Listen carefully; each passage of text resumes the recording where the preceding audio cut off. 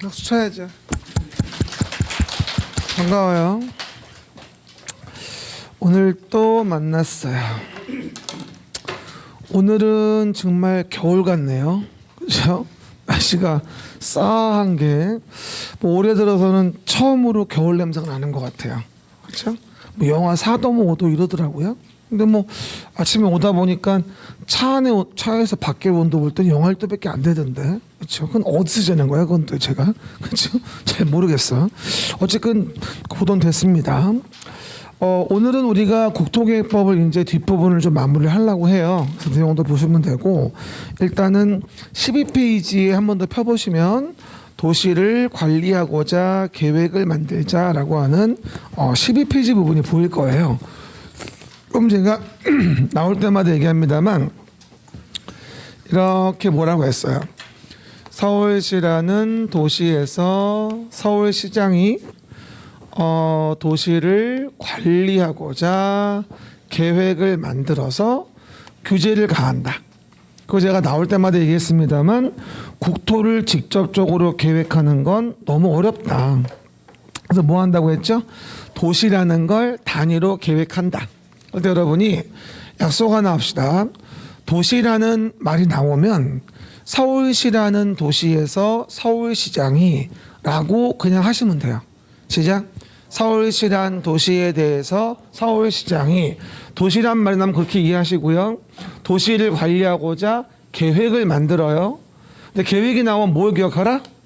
그치. 규제하는 거.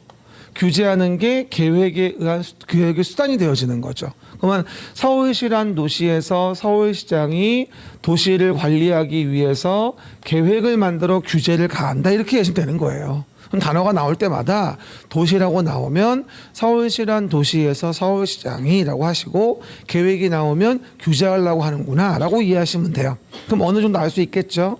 그러면 서울시란 도시에서 서울시장이 도시를 관리하고자 계획을 만들어 규제해서 현재 서울시의 부동산을 지금처럼 만든 거예요. 결론적으로. 그렇죠? 그러면 12페이지 왼쪽에 있듯이 도시계획 사업이라는 게 세 가지 있죠. 뭐라고요? 도시계획 사업. 그럼 물어봅시다.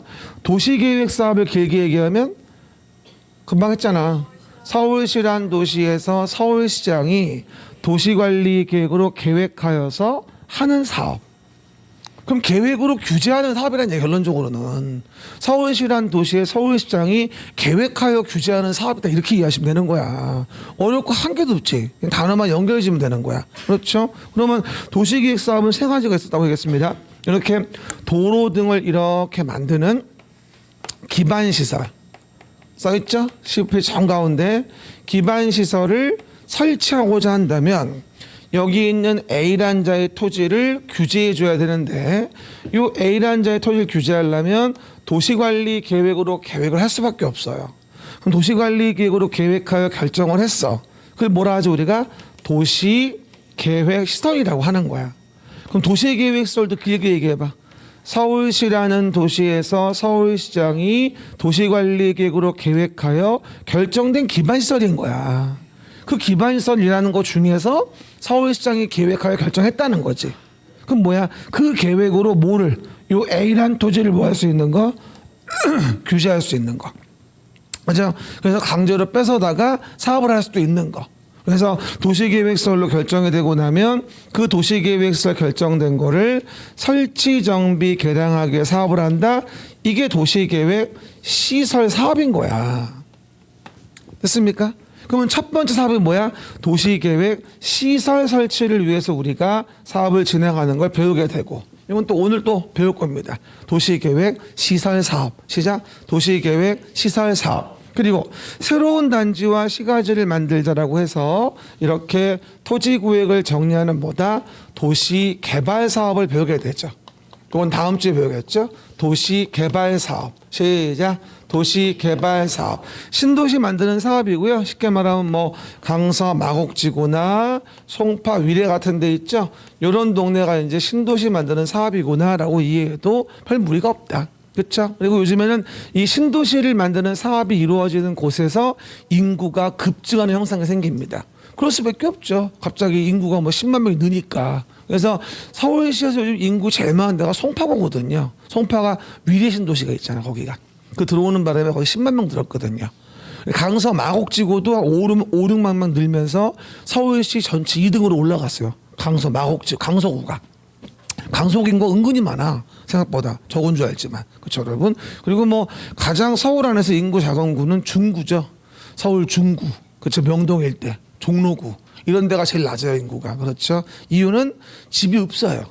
그리고 익스펜시브 혼돈이 다가오게 있어가지고 맞아 살 수가 없어요. 그렇죠. 그래서 집도 안 짓는 거야. 땅값이 비싸게 못 짓는 거예요. 단가 못 맞춰. 그렇죠. 그래서 없는 거야. 그죠? 그 다음에 노후불량 건축물의 뭐하죠? 개량을 위해서 정비사업이라는 걸 진행을 해요.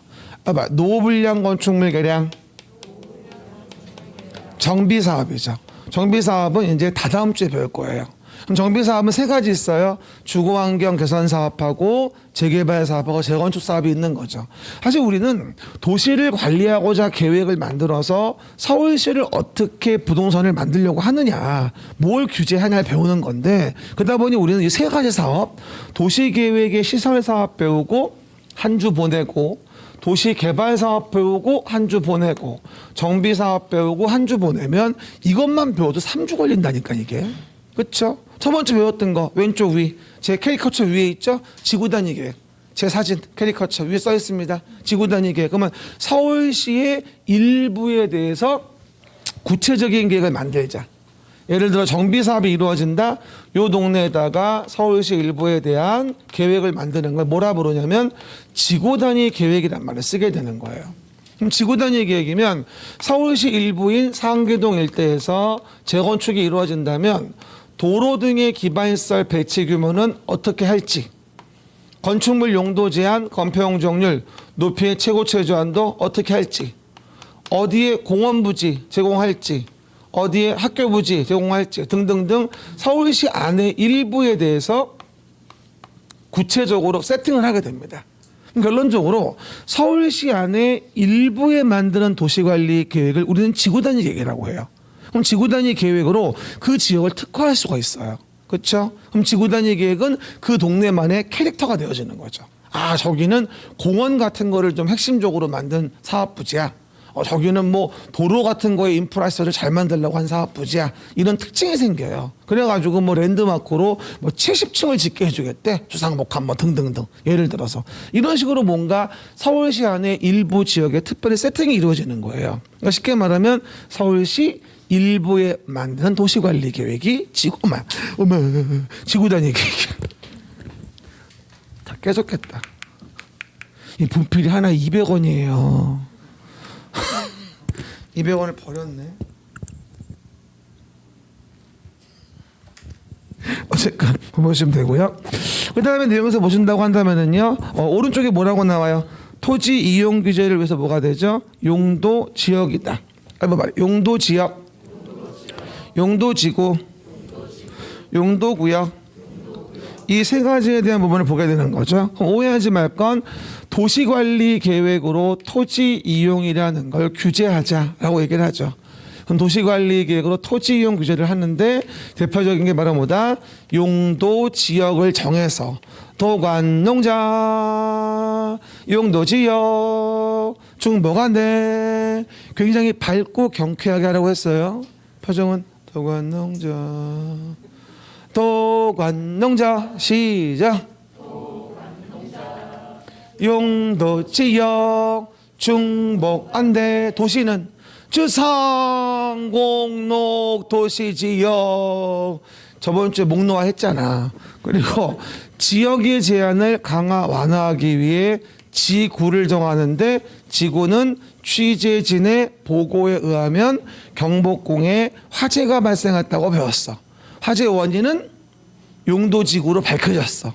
해봐. 취락지구, 특정용도 제한지구, 개발진흥지구, 보호지구, 고도지구, 경관지구, 복합용도지구, 방화지구, 방제지구의 취재진 보고에 의하면 경복궁에 화재가 발생했어. 자꾸 입에 붙여야 돼, 입에. 그렇죠? 이번 시험 발표가 어저께 있었죠? 어저께. 근데 난리가 났어요. 그렇죠? 어쨌든 합격했고 대부분들이 어저께 결과를 보면 이중답 나온 게 4문제가 나왔어요. 민법 하나, 개론 하나. 그렇죠? 그다음에 중개사 2문제. 4문제가 나왔어요. 공법은 없어요. 그렇죠? 뭐 남들은 뭐 이의 시청한다고 막 올리던데 내가 볼 땐 헛소리야. 말도 안 되는 소리. 그렇죠? 괜히 말도 안 되고 얘기해 줘가지고 희망을 주면 안 되지 않아. 쓸데없이. 안 되는 건데. 어쨌든 인정 안 돼요. 공법은. 그래서 4문제가 됐는데 서경석이 붙었대요. 원래 한두 개 부족하다고 했거든. 이중답에 걸린 거야. 딱 점이래. 좋겠다. 어쨌든 그 얘기들. 그래서 여러분들 내년도 이맘때 되면은 그런 소식을 들을 거예요. 좀 있으면 합격할 거니까. 얼마 안 남았어 이제. 330일. 그렇죠? 얼마 안 남았어. 그래서 금방 가 이제 이거 농담 아니라. 그죠? 내년도 이맘때에는 합격 소식을 접하고 우리 여러 가지 뭐 교육받으러 댕기면서 행복한 연말을 보냈으면 좋겠어요. 붙고 나면 참 할 게 많아요. 여러 가지 막 경매 수업도 듣고 뭐 실무 수업도 듣고 뭐 이것저것 법원도 가보고 뭐 등등등 중개사무소 돌아다니며 보기도 하고 뭐 이러면서 아무데나 전화도 한번 해보고. 그렇죠? 나 시험 붙었다고 자랑질도 해야 되고. 그렇죠? 몇 개월 공부했냐고 하면 2달 공부했다고 하고 이렇게 뻥치고 말이야. 이러면 되는 거야. 그걸 즐겨야지 이제 한 달 동안. 1월부터는 새로운 마음을 살아야 돼 이제. 그리고 지역 지구의 제한을 강화 완화하기 위해서 우리는 뭘 정한다? 용도 구역이라는 걸 정하는데 용도 구역 정할 때는 제수시도 입이다. 용도 구역 정할 때는 제수시도 입이다. 개발 제한 구역, 수산자원 보호 구역, 시가와 조정 구역, 도시자연 공원 구역, 입지 규제 최소 구역. 이렇게 우리가 토지 이용 규제를 위해서 도시를 관리하고자 계획해서 정하는 게 3가지가 있는 거예요. 그렇죠? 요것만 다 확인해도 8주 중에 몇 주가 간다고? 6주가 간다고. 귀에 닦지 않겠지. 그렇죠? 내가 자꾸 왜 얘기하는 줄 알아? 그래야지 뭐 하는지 알아. 이게 공법의 60, 70%야. 그렇죠? 이거 끝나고 나면 건축법, 주택법 보고 농지 살짝 보면서 진도 마무리야.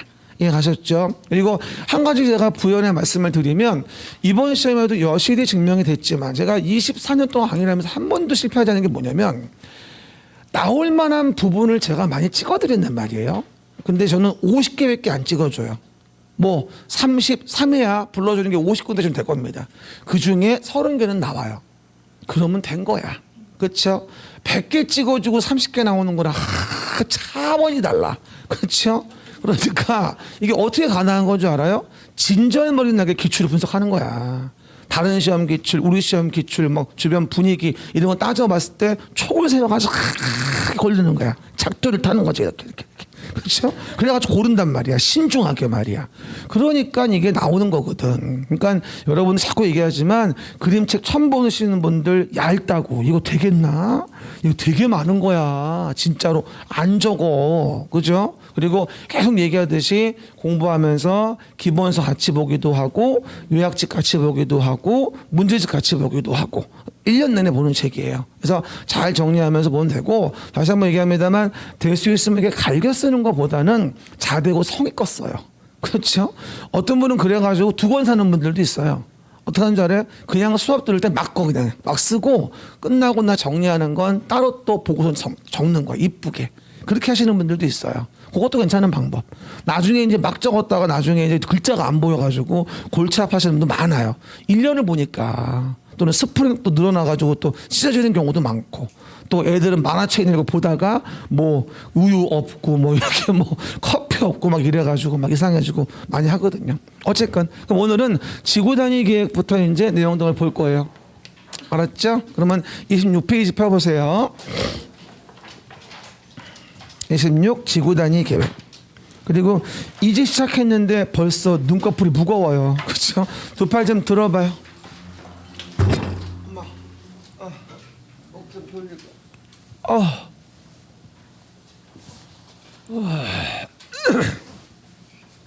됐죠? 또 뭐 요즘에 뭐 소식이 또 맨날 나오는 소식은 코로나 소식 때문에 또 정신이 하나도 없고 세상에 5,000명이 넘었대네. 도대체가. 나는 근데 납득이 안 가는 게 뭐냐면 저도 이제 매일매일 학원을 가잖아요. 그리고 이제 많은 사람을 만나는 사람 중에 하나 아니에요. 저는 솔직히 얘기해서. 난 안 걸리잖아. 근데 왜 안 걸릴까? 근데 걸리는 사람들은 왜 걸리는 거지? 난 진짜 그게 잘 이해가 안 가. 그렇죠? 이 마스크만 잘 쓰면 안 걸리는 거 아니야? 아니에요? 어쨌든 잘 쓰세요. 그죠? 그리고 뭐 정치하시는 분들 요즘에는 선거하면서 두 분 다 세금 문제에 대해 민감하게 반응을 하더라고요. 국토보유세 된다고 그렇게 생쇼를 하더니 이제는 뭐 원하지 않으면 하지 않겠다 뭐 이렇게 얘기하더라고요. 당연하지. 무슨 국토보유세 미쳤어? 지금도 많아 죽겠는데. 그렇죠. 말도 안 되는 거였어. 그리고 또 양도세 또 뭐 어떻게 또 완화해 주니 뭐니 이러면서 말이 나오더라고요. 근데 1주택자만 완화한다고 하더라고요. 그래서 뭐 여러 가지 뭐 다주택자 부분들은 왜 안 하냐 뭐 등등 효과가 없다 뭐 이런 말도 나오고 하는데 아마 제 생각으로는 조만간 다 완화가 될 거예요. 그렇죠. 누가 되든 간에. 그리고 한 말씀만 드리면 지금 무리해서 뭐 집 팔아서 상급지로 올라가는 건 하지 마세요. 지금은 아니에요. 여러 가지 파는 거 사는 거에 대한 비용이 많이 들어가기 때문에 참아주시고 제가 봤을 때는 한 2년 안쪽으로 모든 게 정리가 될 것 같아요. 여러 세제 문제나 모든 것들이. 그러면 돈 있는 분들은 그때 움직이면 돼. 돈이 없으면 지금도 힘들고 그때도 힘들어. 결론적으로는. 돈이 있으면 그때 가서 움직이는 게 맞다고 봐요. 저도 그런 생각이에요. 돈은 없지만. 기분 나빠요. 그래서 봐봐요. 그러면 지구단위 계획 보겠습니다. 지구단위 계획은 사실 내가 이번에 페이지를요. 책을 펼쳐놔 보시면 26, 27 두 페이지를 제가 약간 좀 손을 많이 봤어요. 작년도 교재는 제가 이걸 한 페이지로 진행을 했었는데 한 페이지로 하다 보니까 이게 복잡하더라고 설명하기가. 그래서 왼쪽은 그림만 남겨놓고 오른쪽에 이론은 별도로 분리해냈어요 제가. 이거 방리하는 게 힘들었어요. 아주 유착이 심해가지고 그래서 분리해냈습니다. 그래서 내용들을 왼쪽은 그림 보고 어떻게 하는지 본 다음에 오른쪽은 나중에 이제 차차 내용들로 보시면 돼요. 올해 그림책 특징은 사실은 요약집도 별도로 필요 없을 것 같아. 내가 봤을 때는 따지고 보면. 그렇죠? 물론 중간중간 참고해서 볼 필요가 있긴 하겠지만 너무 잘 돼 있어가지고 26페이지 왼쪽에 볼게요. 지구단위 계획 정의 뭐라고 나오죠? 관할구역의 일부에 수립한다고 나올 거예요. 관할구역의 일부. 관할구역이 어디야? 서울시라는 관할구역에서. 뭐라고요? 서울시라는 관할구역의 일부. 그럼 당연히 지구단위 계획은 서울시 일부에 만드는 도시관리 계획이니까 절차상으로 굉장히 간소한 특례가 많아요. 앞으로 지구단위 계획 나오면 지구단위 계획에 대한 특례가 굉장히 많다는 걸 인식을 하셔야 돼요. 왜냐하면 서울시 전체에 만드는 도시관리 계획 비하자면 일부에 만든 도시관리 계획 지구단위 계획은 경미할 수밖에 없는 거잖아요. 그러니까 지구단위 계획 관련된 내용들은 아무래도 경미할 수밖에 없고 절차적인 간소와 특례가 많을 수밖에 없는 거예요. 알겠습니까? 그런 얘기들. 그래서 일부라는 말 절대로 관할구역 서울시라는 관할구역의 일부에 대한 부분에 정한다는 거예요. 그럼 뭐 하나 물어봅시다. 서울시라는 곳의 일부에 만드는 게 지구단위 계획인데 그러면 요 정비 사업이 이루어지는 요 정비 구역에 대해서는 전부에 정할 수도 있고 정비 구역이 정해지는 곳에 일부에 정할 수도 있어요. 그럼 여러분들이 전부 일부란 말 나오면 항상 뭘 혼동하시냐면은 그냥 전부 일부만 외워요. 근데 전부 일부를 외우는 게 문제가 아니라 그 일부나 전부라고 나온 단어를 보고 어디 전부인데 어디 일부냐 말이야. 뭐라? 어딘데 시작. 잘했어. 뭐라고요? 어딘데? 어디에 전부냐, 어디에 일부냐를 봐야 돼요. 그럼 들어봐요. 서울시의 전부의 지구단위 계획은 말이 돼야 안 돼요? 안 되는 거지. 서울시의 일부죠. 어떻게 전부가 돼? 이게 지구단위 계획은 말이 안 되지. 하지만 대상 목적 사업 구역의 정비 구역의 전부, 대상 목적 사업 정비 구역의 일부엔 가능하단 말이야. 그러니까 목적구역의 전부는 가능하다는 얘기야. 봐봐. 그러면 서울시에는 무조건 일부지. 하지만 대상 목적구역에 대해서는 전부일 수도 있고 일부일 수도 있는 거지. 그러니까 항상 전부 일부 단어가 나오면 지구단위 계획이란 말만 보고 무조건 일부라고 픽스하지 마시고 그게 어디에 전부고 어디에 일부인지 판단하셔야 돼요. 서울시의 전부는 안 돼. 서울시에 분명히 일부여야 돼. 왼쪽 맨이 관할구역의 일부라고 돼 있어. 왼쪽 맨이 그러면 관할구역이란 말 위에 서울시라고 써. 왼쪽 맨 위에 지구단위 계획에 대한 부분에 대해서 관할구역의 일부가 서울시 일부를 얘기하는 거야 지금. 이해 가시겠죠? 그리고 그 밑에 봐봐. 그럼 지구단위 계획구역 정하지. 화살표돼 있고 뭐라고 돼 있어? 정비구역의 전비 또는 일부라고 나올 거야. 동그라미 전부 일부. 거기는 정비구역 목적구역의 전부 일부를 얘기하는 거야. 이해가셨죠? 지구단위 계획 나올 때 항상 이것 때문에 많이 틀려요. 첫 번째 내용에서 봤을 때. 그래서 한 번 더 얘기하면 이렇게 정비 사업이 이루어지는 동네가 있었다. 그래서 노후불량 건축물이 뭐하죠? 밀집돼 있고 이런 동네를 사업을 끝낸 다음에 오른쪽 마취를 확대해 보면 아름답게 동네를 세팅해서 오른쪽 땡기라미처럼 기반시설 배치 규모, 건축물 용도 제한, 건폐 용적물 등의 구체적인 계획을 만들어. 그러면 이렇게 지구단위 계획을 만들기 위해서 뭐부터 해야 돼? 도시관리 계획으로 뭐부터? 지구단위 계획을 만들기 위해서 먼저 구역 먼저 정해야 한다 이런 얘기인 거야. 그렇죠? 그럼 지구단위 계획구역은 여기 누가 정한다고 돼 있어? 국토교통부 장관, 시도지사, 시장, 군수가. 재밌는 건 여기는 대도시 시장에 한정하지 않고 시장, 군수도 이를 정한다고 돼 있을 거야. 왼쪽 위. 지금 거기 있는 그림하고 내가 똑같이 그렸어. 내가 여기 썼잖아. 그럼 왼쪽 위를 봐야지. 그렇죠 여러분? 정비구역 돼 있고 전부 또는 일부 돼 있는 동네 말이야. 그렇죠? 그럼 뭐가 된다? 국시도 시군이라고 왼쪽 위에 써 있을 거야.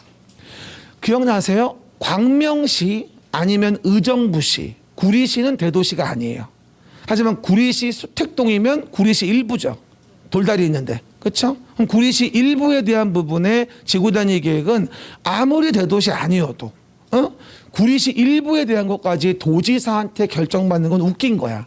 그래서 여기는 대도시 아니어도 시장 군수가 지구단위 계획 관련된 건 직접 결정할 수 있다. 내가 저번 주도 말씀을 드렸었어요. 같이 보면서 이해를 해야 돼. 여긴 대도시에 한정할 이유가 없는 거지. 왜? 지구단위 계획은 그 도시의 일부에 대한 거니까. 특례로 인정되는 것이야. 물어볼게요. 구리시 일부 지구단위 계획은 구리시는 대도시가 아니므로 도지사의 결정을 받아야 된다? X.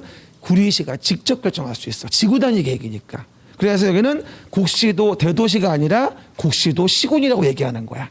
이해 가시겠죠? 그리고 여기에 목적구역의 전부일 수도 있고 일부일 수도 있고 당해 사업구역이 정비 사업을 하기 위한 정비구역이라 가정했을 때.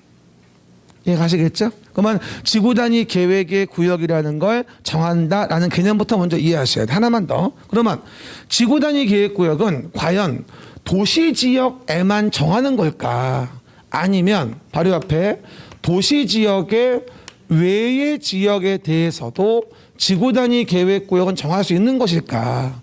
도시지역의 외의 지역에 대해서도 지구단위 계획구역은 정할 수 있다. 화살표 돼 있죠? 도시 외의 지역. 시작. 도시 외의 지역. 이 지문도 5번이나 나왔어요. 뭐라고 나온다? 지구단위 계획구역에는 지구단위 계획구역은 도시지역 외의 지역엔 정할 수 없다. 이러고 5번 나왔다니까. 근데 앉아서 생각하려 그러는 거야. 그래, 도시 외의 지역이면 복잡하지 않으니까 뭐 지구단위 계획 필요하겠어? 이런 생각을 한단 말이야. 하지만 도시 외의 지역도 필요하거든. 그럼 물어볼게요. 도관농자였지. 그럼 도시 외의 지역이 어디야? 따져보면? 그렇지, 관농자인 거야 이게. 따지고 보면.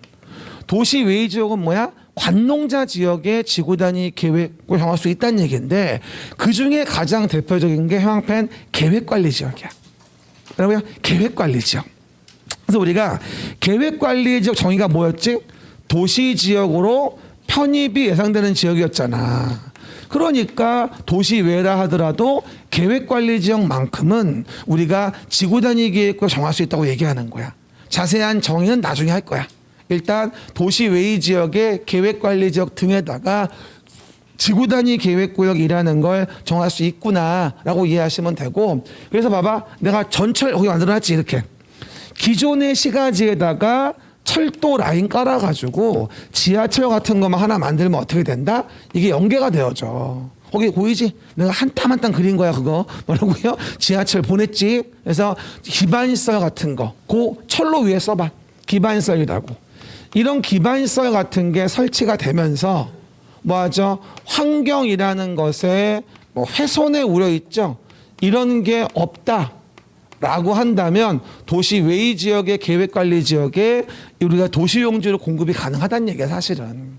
거기 뭐라고 쓰라고요? 기반시설 철로 위에다가 그리고 훼손 우려 없다라고 한다면 뭐가 되어진다? 도시 외의 지역도 지구 단위 계획구역 정할 수 있다는 얘기죠.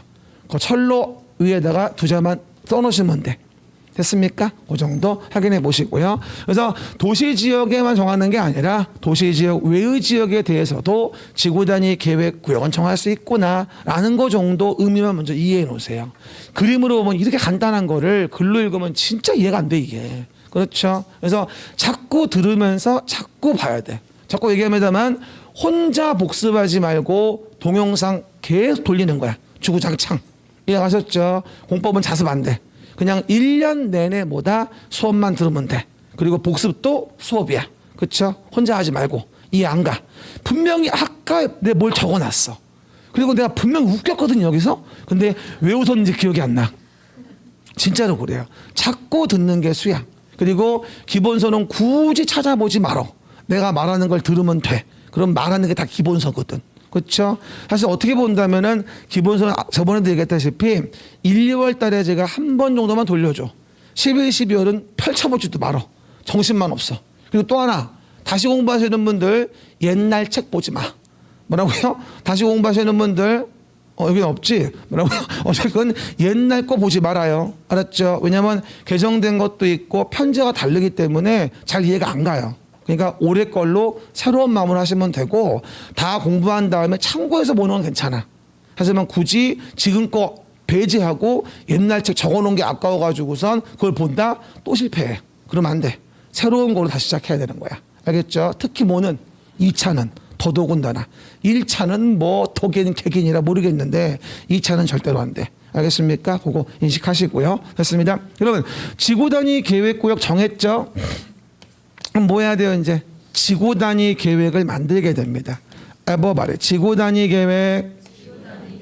그럼 지구 단위 계획을 서울시 일부의 상계동에다 만들기 위해서 그 지역적인 범주를 잡아주기 위해 구역을 정하는 거야. 그럼 구역 정해지고 나서 계획을 만들어서 요 동네 상계주공 7단지의 정비 사업을 어떻게 할 거냐 이렇게 세팅을 하는 거야.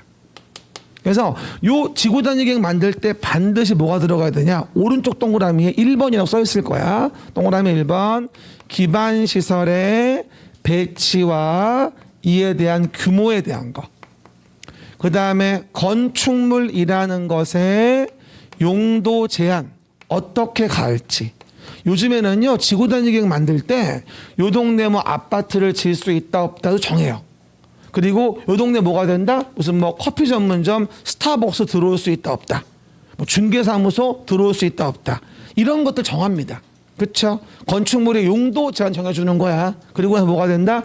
건폐율이라든가 용적률도 정하고 또 높이라는 것의 최고 한도와 최저 한도가 어떤지 이런 거를 지구 단위 계획에 머스트 반드시 포함해서 뭐라고요? 반드시 포함해서 우리가 지구 단위 계획을 만들게 됩니다. 그러니까 한마디로 이렇게 복잡하고 도로도 별로 안 좋고 이랬던 동네가 정비 사업이 이루어지면서 오른쪽 마취로 깔끔하게 바뀌는 거거든 사실은. 그래서 아니 이걸 이렇게 표현하고 싶어요. 이랬던 동네가 따라라라따 뽀사시하게 바뀌어요. 시작.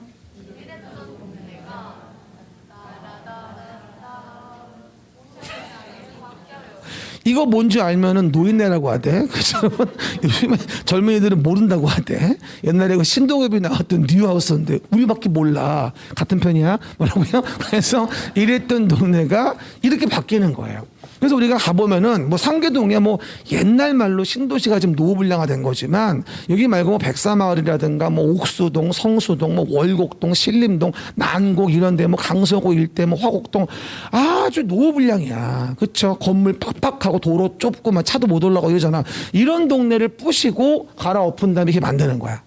완전히 뭐 황골탈퇴야. 그렇죠? 엄청나게 다른 세상에 펼쳐지는 거라니까. 그러기 위해서 요 동네를 갈아엎어서 새로 기반시설 확충하고 맞아 배치 규모 정하고 용도 제한과 건폐 용적률 높이의 최고치 잡아주는 거지.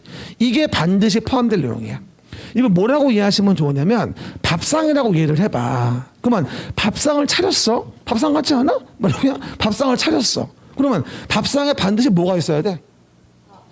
밥이 있어야 돼. 어제 어떤 분은 숟갈이라고 하더라. 숟갈 먹을 수 있어? 뭐라고요? 밥상에 제일 중요한 게 밥이야. 이거 밥이야 이게 기반시설이. 또 뭐가 있어야 돼? 그치 국. 반찬이라고 하지 말고 국하고 김치는 있어야 돼. 반드시야. 그럼 물어볼게. 나는 매일 아침 보리굴비를 먹는다. 보리굴비. 망할 수 있어. 한 마리 2만 원 넘어. 뭐라고요? 나는 매일 아침 소갈비찜을 먹는다. 고지혈증 걸려. 그래서 여러분 고객님들 그러면 가끔 먹는 교통처리 계획이니, 뭐 환경관리 계획이니, 뭐 경관 계획이니, 건축물 배치 형태 색채 건축선 계획이니 이런 거는 가끔 필요할 때 먹는 것들이고, 그죠? 우리가 밥이다 그러면 반드시 포함되는 게 밥, 김치, 국 이런 것들에 대한 부분이거든. 이게 필수 구성이라는 거야 사실은. 저는 그래가지고 밥하고 김치하고 국 3개는 있어야 되는데 김치랑 국을 더해도 괜찮아. 김치국. 그렇죠? 그러면 하나로 끝낼 수도 있어. 난 그게 제일 좋더라고. 세상에서 제일 맛있는 국은 김치국이야. 그렇죠 여러분? 거기다가 뭐 넣으면 좋을까? 떡점하고 오뎅 썰어 넣으면 맛있다. 청양고추 좀 집어넣고 마지막에 맛있겠지. 그 정도. 그래서 물어봅니다. 다음 중 지구 단위 계획에 반드시 포함돼야 하는 사항이 아닌 것은 이러고 나오는 거야. 12번 넘게 나왔던 문제들이야. 다음 중 지구 단위 계획에 반드시 포함되는 게 아닌 것은 1번 기반시설 배치 규모, 2번 건축물 용도 제한, 3번 건폐 용적률, 4번 높이의 최고체 제한도, 5번 교통 처리 계획. 5번이 답이야. 형 앞에 안 걷어? 꺼야지. 동그라미 1, 2번. 하여야 한다까지. 기반시설 배치 규모, 건축물 용도 제한, 건폐 용적률, 높이의 최고체 제한도 그 1, 2번이 반드시 포함돼야 될 지구 단위 내용인 거지. 이해 가시겠죠? 그럼 봐봐 여러분. 그러면 구역이 지정됐으면 그럼 몇 년 내에 우리가 계획을 만들어야 되는 거야. 그 위에 보면. 구역이 지정됐으면 우리는 3년이라는 기간 내에 계획을 만들어줘야 돼. 뭐라고요? 구역이 지정됐으면 3년이란 기간 내에 뭐다? 계획을 만들어줘라. 이해 가시겠죠? 그리고 안 만들면 어떻게 돼? 그 구역은 쓸모가 없으니까 다음날 지구 단위 계획 구역은 뭐다? 효력을 잃게 되는 거야. 이해 가시겠죠? 여러분 이렇게 이해해 봅시다. 지구 단위 계획 구역은 지구 단위 계획을 담기 위한 냄비 같은 거예요.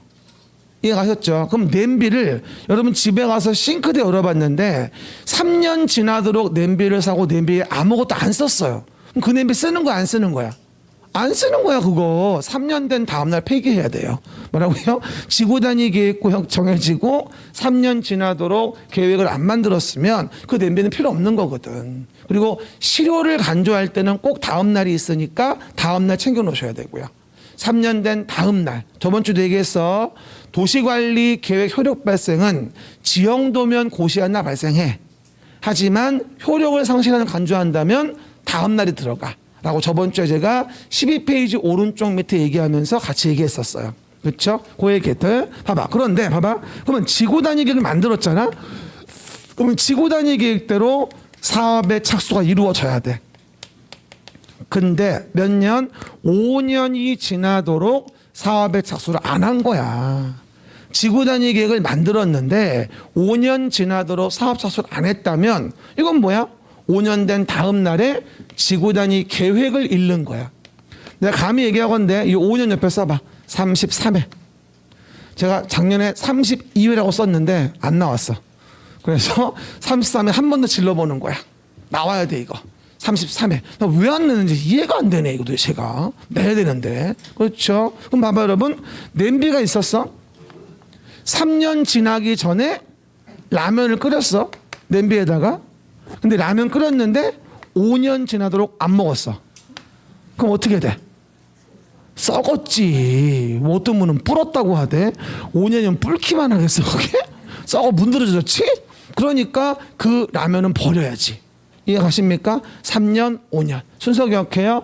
구역에서 계획이면 3년이고 계획에서 사업 착수는 5년을 주는 거예요. 그리고 안 하면 다 다음 날 구역이나 계획을 잃게 하는 거죠. 그리고 요번에 우리 시험에 뭐가 나왔냐? 나 이 문제도 완전 쇼킹했어. 동영 때 내가 이걸 내면서 혹시나 라고 냈어. 왜? 9월 달에 신설된 거라. 거기 가운데 뭐라고 나와요? 지구단위 계획 정 가운 초록색깔 32회라고 돼 있지. 지구단위 계획 정 가운데 위에 초록색깔. 한번씩 읽어봐. 가설 건축물을 제외한 이란 말 한번 해봐. 가설 건축물을 제외한. 건축물은 지구단위 계획에 맞게 건축. 쉼표 찍고 위반 시 2년 이하 징역 2천만 원 이하 벌금에 처하게 됩니다. 그럼 봐봐요. 요 지구단위 계획에 어긋나게 행동했다면 2년 이하 징역 또는 2천만 원 이하 벌금에 처한다는 얘기야. 그렇지? 그런데 만약 그 건물이 뭐였냐면 가설이었던 거야. 가설 건축물은 나중에 얘기합니다만 존치 기간이 3년밖에 안 되거든요. 그러니까 굳이 가설 건축물까지 이런 지구 단위계획에 맞춰가지고 하기에는 너무 빡신 거야, 쓸데없이. 그래서 가설 건축물은 그러하지 않다. 이게 이제 해당 내용에 지나간 9월 달 정도인가 이게 신설됐어요, 이게. 그래가지고 내가 마지막에 혹시 모르니 봐봐요. 가설 건축물은 지구 단위계획 규제 안 받아요. 이랬는데 그게 답이었어. 올해 시험에서. 가설 건축물이 알지? 모르지. 봐봐. 어쨌든, 그렇죠? 그러다 보니까 내용에서 그렇게 봤던 부분, 이 부분이었던 거예요. 근데 합리적으로 좀 바뀌고 있는 거야, 사실은. 그래서 보시면 되고, 하나만 더 물어볼게요, 그러면. 만약에 요 동네가 용도 지역이 일반 상업지역이었어요. 일반 상업지역. 예를 들어서. 그러면 일반 상업지역에 일반 목욕장이 안 될 리가 없거든. 근데 만약에 동네가 사업으로 키우고 싶어가지고 지구단위 계획상 목욕장을 불허하도록 지구단위 계획을 만들었어요. 그럼 거기는 목욕장 되는 거야, 안 되는 거야? 안 되는 거야. 용도 지역 지구의 규제를 누르고 지구단위 계획으로 만드는 거거든, 사실은. 뭐가 앞서는 거야 따지고 보면 지구단위 계획이 앞서는 거야, 사실.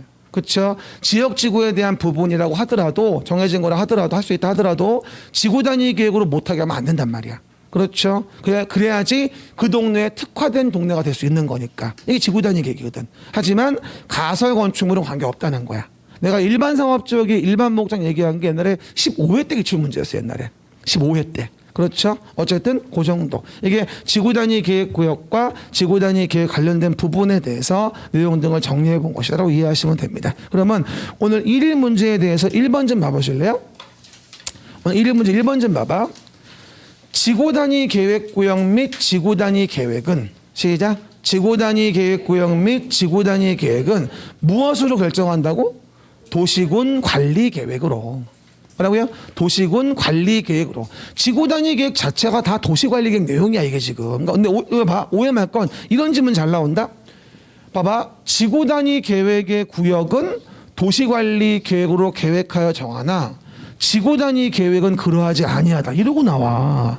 둘 다 도시관리 계획 내용이야. 그렇죠. 그리고 국토교통부 장관, 시도지사 누구는 여기 시장, 군수는 꼭 대도시에 한정하지 않고 시장, 군수는 정비구역 등의 전부나 일부에 대해서 또 이랬더니 일부인데요.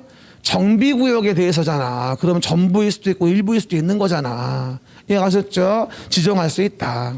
또한 지구단위 계획에는 봐봐 여기 봐. 지구단위 계획에 반드시 들어갈 거 기반시설의 배치 규모, 그 다음에 건축물의 용도 제한, 그리고 건폐 용적률 높이의 최고 최저한 등하는 사항이 포함되어야 한다. 형편 포함되어야 한다. 반드시 포함되는 내용을 적어놓은 거야. 뭐 아주 빈출 부분이고요. 언제 나와도 이상하지 않은 부분이에요. 그래서 우리가 지금 그림책의 26페이지의 흐름만 이해하고 있다면 앞으로 내용을 하나하나 추가할 때 얼마든지 뭐라는 건지 이해할 수가 있는 겁니다. 알겠습니까? 지구단위경은 참 이해하기 힘든 내용이에요. 처음에는. 근데 이제 설명을 듣고 나면 아 그런 말이구나라고 이해할 수 있겠죠. 그 정도 이해해 보시고요. 돌아오시면 이제 27페이지는 나중에 2월쯤에 1월쯤에 하고요. 넘어가시면 그림책의 30페이지 펴보세요. 그러면 목 좀 돌리고 기지개 좀 켜봐요. 아이고 지구단위계 개념 봤어요. 목 좀 돌려요. 그리고 지금은 개념 자체로 뭐 하는 거냐면 지금 큰 숲을 보면서 기본적인 용어와 내용은 알고 가자는 얘기예요. 그리고 우리가 11.12에 주는 그 익힘장에서도 12개는 최소한 나와요. 매년 느끼는 거지만 11.12 것도 무시하시면 안 돼요. 그 12개를 내 것으로 해야지만이 꽈락을 넘길 수 있는 기반이 되어져요. 대부분들이 공부는 겁나 열심히 하면 점수 안 나오시는 분들이 뭐 때문에 안 나오는 줄 알아요? 11.12의 기초를 몰라요. 안다고 착각을 해요. 그리고 안 해요. 자꾸 어려운 것만 찾아요. 그게 멋있으니까 공부하는 것 같고 절대로 아니에요. 갈수록에 11, 12, 1, 2월에 배웠던 게 가장 중요하고 솔직히 우리끼리 까놓고 얘기하면요. 11, 12, 1, 2월 달까지만 강의한 거 가지고 계속 그냥 무한반복하는 것도 괜찮은 방법이야. 그러면 50점은 충분히 나와 내 실력으로. 4개 찍어 충분히 맞추거든 60점 안 나올 수가 없어. 근데 그 이후에 이제 뭐 3, 4월, 5, 6월 지나가면서 응용도 하고 나중에 실무도 해야 되니까 관련된 걸 연결시켜주면서 이제 복합적으로 이해가는 거란 말이야. 근데 시험만 놓고 보면은 11, 12, 1, 2 거만 정확히 외워도 5, 60은 나와. 그렇죠? 그러니까 우리는 합격이 목적인 거니까 자꾸 이상한 생각하시면 안 돼. 실무는 붙고 나서 해. 그래도 안 늦어. 지금 무슨 뭐 기본적인 이론도 접수가 안 되는 판에 뭐 이것저것 실무 집어넣으면 이게 법인지 실무인지 기억이 안 나는 거야. 우리 실무 안 물어봐. 법에 뭐라고 돼 있냐 물어보는 거지. 알았죠? 근데 법대로 해 안 해? 실무가. 법대로 안 해. 그러니까 실무하다 오신 분들이 법대로 안 하는 것만 하다 와가지고선 법을 못 믿는 거야. 이렇게 안 하던데 이러면서 앉아가지고. 대부분 다 그래. 우린 법대로 가야 돼. 시험 보는 거라. 그렇죠? 그러면 30페이지 봐봐요. 그러면 쫙 펼쳐놔봐. 30페이지. 요거 보는 거야 이제. 도시계획의 시설사업 볼 거야. 요거. 됐죠? 펼쳐놔봐. 그러면 왼쪽부터 읽어볼게. 도시를 관리하기 위해서 계획을 만들어. 책을 펼쳐놔봐. 그러면 도시를 관리하기 위해 계획을 만들 때 이렇게 도로 등을 만든대. 도로. 이런 도로 등의 기반시설을 만들려고 한다면 이 기반시설을 우리가 설치하고자 하고 이 A란 토지에 대한 부분에 규제를 가하고 싶어. 그럼 어떻게 해줘야 돼? 도시 관리계획으로 계획하여서 결정을 해줘야 돼. 뭐라고요? 도시 관리계획으로 계획해서 결정해줘야지. 그래야지만이 그 결정된 시설을 우리는 뭐라 불러? 도시계획시설이라 부르게 되고 그리고 그 계획으로 뭐 하게 된다? 요 A란 자의 토지를 우리는 규제를 하게 돼. 됐죠? 그래서 얘가 통제를 받으니까 쭉쭉 뻗은 길과 뚝뚝 뻗은 지하철, 전철, 공원 이런 것들이 만들어지게 되는 거야. 그게 아니면 다 꼬불꼬불 길이 만들어지겠지. 규제할 수 없으니까. 말이 안 되지. 그래서 이런 경우 이 도시계획설로 결정된 거를 설치, 정비, 개량하기 위해 사업을 하게 되는데 이걸 우리가 도시계획 시설 사업이란 말을 쓰게 돼. 도시계획 시설 사업. 그죠? 그러면 그림책의 제목이 뭐라고 돼 있어? 수평으로. 기반시설을 도시관리 계획으로 계획해 결정했다면 그게 도시계획시설이고 그 도시계획시설을 설치, 정비, 개량하는 게 도시계획시설 사업이며 그 사업을 진행할 때 오른쪽 페이지 그 사업을 진행할 땐 돈이 없으니까 단계별로 집행계획부터 만드는 거야. 단계별 집행계획은 왼쪽 동그라미에 돼 있듯이 1단계 3년 내 2단계 3년 후 지금 31페이지 보는 거야. 왼쪽 위에. 그렇죠? 지금 스토리와 쫙 연결된 게 지금. 다시 얘기해. 기반시설이 있어. 계획했어. 도시계획설이야.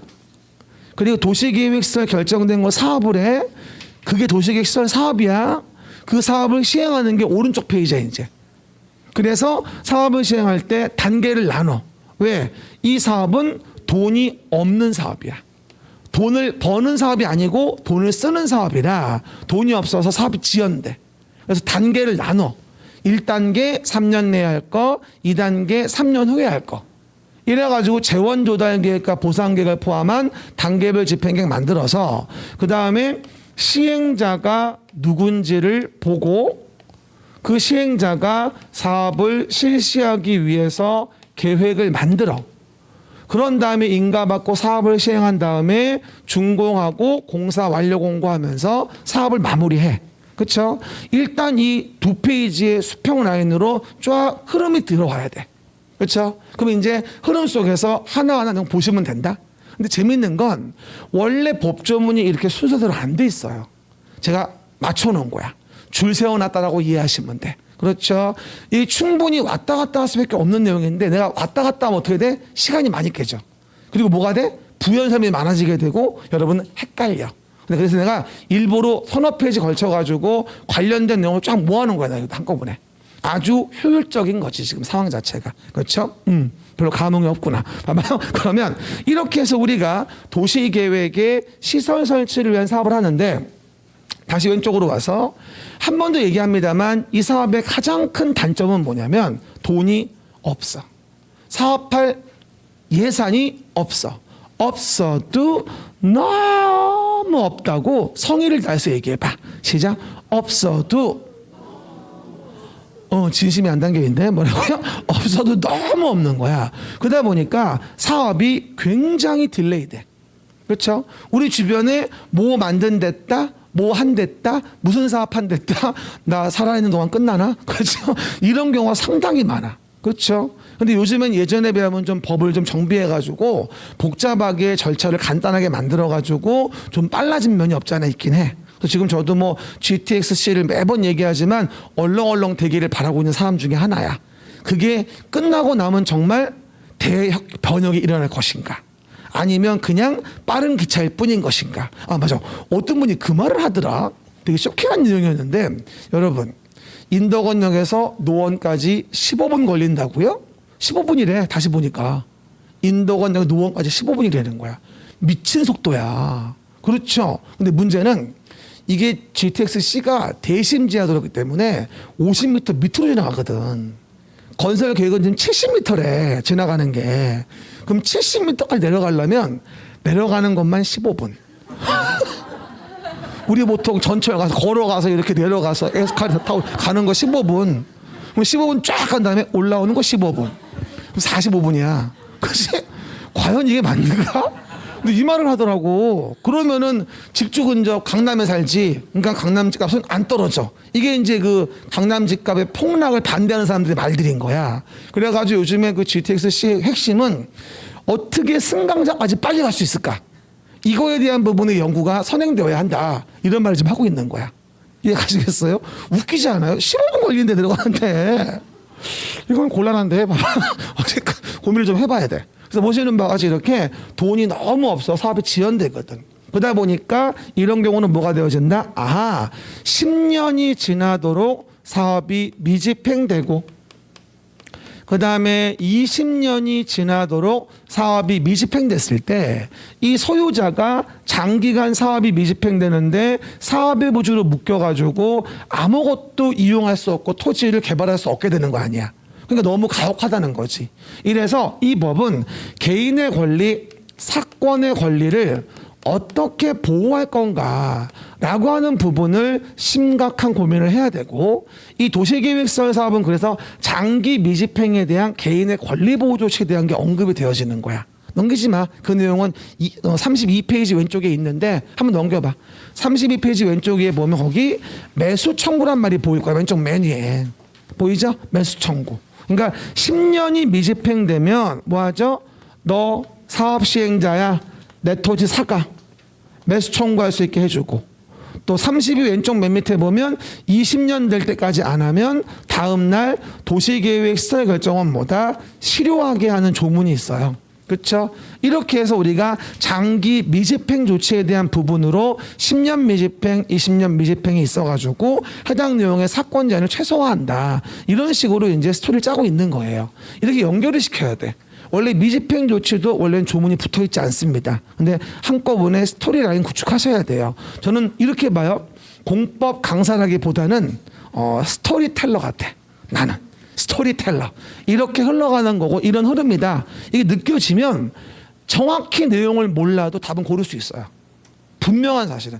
12개 정도만 외워서 푸는 거고 나머지는 다 아니야. 흐름을 파악하고 이거 예측을 하는 거지 그 많은 걸 어떻게 다 외워. 못 외워. 결론만 얘기하면. 외워서 하려는 그 자체 잘못된 생각인 거야. 그래서 막 옛날 강사분들은 어떻게 많이 했지? 그러니까 외워야 되니까 단순하게 앞자 따가지고 말 막 재밌게 만들어가지고 이런 게 대세였는데 요즘은 그러면 사실 좀 안 나와. 그렇죠? 요즘은 스토리를 알아야 돼. 어떻게 흘러가는지를. 그러니까 요즘에 이제 새로운 뉴 에이징이 필요한 거죠. 여러 가지 면에서. 번역이 필요한 거고. 그렇죠? 어떤 뜻 이해가시죠? 내용 보시면 됐습니다. 그러면 기반시설 종류만 볼게요. 30페이지 왼쪽 위에 볼게요. 기반시설이란 다음에 종류가 있어요. 교공, 유공, 방보한. 시작. 교공, 유공, 방보한. 교통시설, 그 다음에 공간시설, 유통공급시설, 공공문화체육시설, 방제시설, 보건위생시설, 환경기초시설에 총 7가지의 기반시설 종류가 나오게 됩니다. 교공, 유공, 방보한. 솔직히 말할게요. 배신 때리지 않고 반드시 나오는 게 30페이지예요. 그리고 그 중에서도 첫 번째가 뭐야? 지금 박스. 기반시설 종류와 연결. 이게 한 해도 안 빠지고 나온다고 하면 좀 뻥이고 4번 나오다가 한 번 안 나오는 정도? 그렇죠? 그러니까 지나간 32회 땐 또 나왔죠. 여지없이. 그렇죠? 항상 나오는 부분. 저는 이번에 33회도 또 나온다고 봅니다. 그렇죠? 일단 봐봐요. 그러면 별 20개짜리고 33회 써놔도 돼. 처음부터 공개해. 33회야. 나는 답이 뭐일 줄 알고 있다. 좀 이따 얘기해 줄게. 한번 보시고요. 얘기. 그럼 일단 교통시설, 공간시설, 유통공급시설, 공공문화체육시설, 방제시설, 보건위생시설, 환경기초시설에 총 7가지의 기반시설 종류가 있어요. 교공, 유공, 방보한. 시작. 교공, 유공, 방보한. 7가지의 기반시설 종류가 있습니다. 문제 유형은 뭐라고 나온다? 기반시설과 종류의 연결이 바르지 않은 것은. 이렇게 나오는 게 이 부분의 문제 패턴이에요. 그럼 우리가 교통시설 제가 저번 주도 얘기했습니다만 교통시설 중에 모를 만한 건 없어요. 뭐 말고는 차량검사 면허시설. 그거 말고는 모를 만한 게 없어. 도로를 가지고 교통시설인 걸 몰라? 이건 지정신이 아닌 거야. 그렇죠? 외울 필요가 없어. 그렇죠? 두 번째, 공간시설에서는 녹지가 좀 많이 물어보더라. 녹지. 녹지도 공간시설 유형인 거고 공공공지도 공간시설입니다. 그리고 요즘 많이 나오는 것 중에 유통공급시설이 나와 있는데 그중에서 공동구. 거기는 형광펜 쓰면 안 돼. 내가 형광펜을 거놨기 때문에 내가 거놓은 형광펜을 침해를 주면 안 돼. 거기는 그 거놓은 이유가 다 있어. 거기는 형광펜 금지 권역이야. 알죠? 여기 봐요. 그거 건드리면 안 돼. 형광펜. 됐고.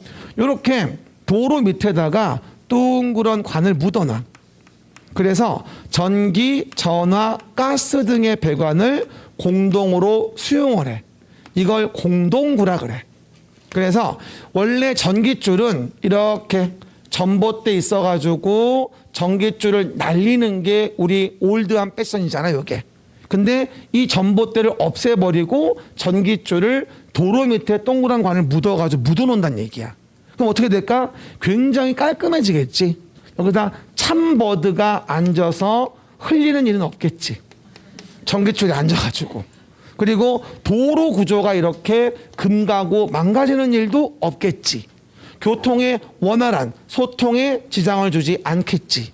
이러기 위해서 전봇대 뽑아버리고 도로 밑에 둥그런 관을 묻어놔. 이걸 공동구라고 해. 근데 공동구는 완전 별 20개고 그냥 에브리이어야. 에브리이어. 공동구는 유통 공급시설이야. 됐지? 그리고 밑에 보시면 뭐다? 공공문화체육시설 중에서 뭐 학교 같은 거, 밑에 사회복지시설 같은 거, 이런 게 다 공공문화체육시설입니다. 그리고 방제시설 중 대표적인 게 하천이라는 게 있어. 우리 한강 같은 거 있지? 하천. 이게 대표적인 방제시설이야. 우리 옛날에 봐봐요. 하천 같은데 이제 여름에 비 많이 오면 범람 많이 하잖아. 근데 언젠가부터는 그런 일이 없지. 왜? 하천 정비가 잘 된 거야. 그러니까 우리가 재난을 안 당하는 거지. 지금이야 반포대교 옆에 신용산 보고 부촌이니 뭐 신흥부촌 뭐 이렇게 얘기하지만 옛날엔 다 수몰지야. 비만 오면 그냥 안방에서 매년 수영한다니까. 아 그래? 맨날 물에 잠겨가지고 지금은 얼마나 좋아졌어. 그러니까 다 그게 방제시설의 정비, 하천을 잘 만들었기 때문인 거예요. 그리고 가끔 가다가 유수지는 뭐예요? 물어보는 분이 가끔 계신데 쓰지 말고 들어요. 이해만 합시다. 예를 들어 한강이 이렇게 있잖아요. 그럼 우리가 하류 부분에 비가 많이 오면 홍수가 나요. 비가 많이 오면. 그래서 이제 중간 하류 가기 전에 비 많이 올 때 물을 보관할 장소를 만들어요. 중간중간에. 이걸 유수지라 그래요. 한문상으로 본다면 머무를 유, 물수, 연못지자를 쓰거든요. 유수지. 그래서 이제 물이 머무르는 연못이란 말을 쓰는 거예요. 그래가지고 홍수 방지용으로 비 많이 오면 수문을 열어서 이리로 물을 보내는 거죠. 그럼 우리 합보되니까 아래 하류에 홍수가 안 나겠죠. 그런 의미로 방제시설로 있는 걸 유수지라고 합니다. 알겠습니까? 뭐 쓰지 말고 이해만 하셔 그냥. 유수지는 뭐다? 방제시설이구나라고 하시면 되고요. 그리고 저수지 방방방 사방방이 있어요. 뭐라고요? 저수지 방방방 사방방이 있는데 뭘 자꾸 막아? 뭐? 불, 바람, 물, 무슨 만화 히어로 주인공 같네? 뭐라고요? 됐죠? 그리고 사방설비라고 나오고 방조, 조는 파도 얘기하는 거야. 파도에 대한 피해 막는 거. 근데 사방설비는 뭐냐면 쓰지 말아요. 사방은 산, 강가, 바닷가 등지에서 토사 유출을 방지하기 위해 설치하는 일련의 설비를 사방설비라고 합니다. 안 적어도 돼. 네이버 치면 다 나와 있어. 그렇죠, 여러분? 그 얘기. 그래서 사방설비도 뭐하죠? 당연히 방제시설 중에 하나입니다. 그 정도 보시면 되고요. 가장 중요한 게 뭐야? 보건위생과 환경기초. 이게 베스트예요. 보건위생과 환경기초를 물어보는 게 베스트입니다. 제가 매번 나올 때마다 얘기하지만 보건위생과 관련된 부분은 우리가 뭐라 했어? 우리가 생을 마감할 때 쓰는 시설이에요. 우리가 뭐다? 생을 마감해. 죽을 때. 그렇죠? 장사시설, 도축장, 종합의료시설. 요 세 가지를 뭐라 한다? 우리가 보건위생시설이라고 해. 근데 어떤 분이 그래요?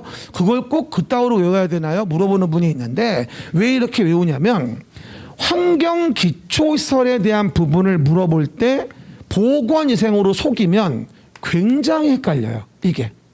그럼 봐봐요. 환경기초시설에 하수도가 있어요. 하수도. 근데 그래요. 하수도 환경기초지. 이러고 앉아있다가 하수도는 보건위생시설이다. 이러면 정말 헷갈려요. 그죠? 하수도에서 우리가 생을 마감하지는 않는다. 기억나지? 그러니까 환경기초이지 보건위생이 아니다. 보건위생은 생을 마감할 때 쓰는 거니까. 동물이건 사람이건. 그렇죠? 올해 지나간 32회 뭐였다? 폐기물 처리 및 재활용 시설. 이거를 보건위생이라고 나왔어요. 우리가 재활용 센터에서 생을 마감하진 않거든. 이해 가셨죠? 그래서 환경기초. 제가 33회 기출 얘기해 주겠죠. 빗물 저장 이용시설입니다. 빗물 저장 이용시설. 요게 환경기초입니다. 근데 뭐라고 나올 거냐면 보나마나 빗물 저장 이용시설은 방제시설이라고 나올 겁니다. 그러면 틀려요. 됐죠? 너무 놀랄 수 있어요. 33회라고 쓰고 시험 나오면 꼭 확인해봐. 답도 그거야. 아무도 안 믿는구나. 무시하네 이제. 어쨌건 해당 내용에서. 그래서 빗물 저장 이용시설은 이게 방제가 아니에요. 그 느낌이 근데 빗물 떠올리면 방제 같은 거예요. 왠지 모르게. 근데 이거는 재난 방지를 위해 만든 게 아니라 물을 아깝게 버리지 말자는 거야. 우리 봐봐 솔직히 집에 변기 다 집에 있잖아요. 근데 그 변기에 깨끗한 물을 써가지고 내릴 이유가 솔직히 있어요? 빗물 받아서 쓰면 환경을 들여치겠지. 정수를 덜 해도 되니까. 도로 청소해. 그러면 깨끗한 물 쓸 필요 있어요? 빗물 받아놓은 물 가라앉힌 다음에 쓰면 얼마나 좋아요. 그럼 정수를 덜 해도 되니까 환경을 들여치겠지.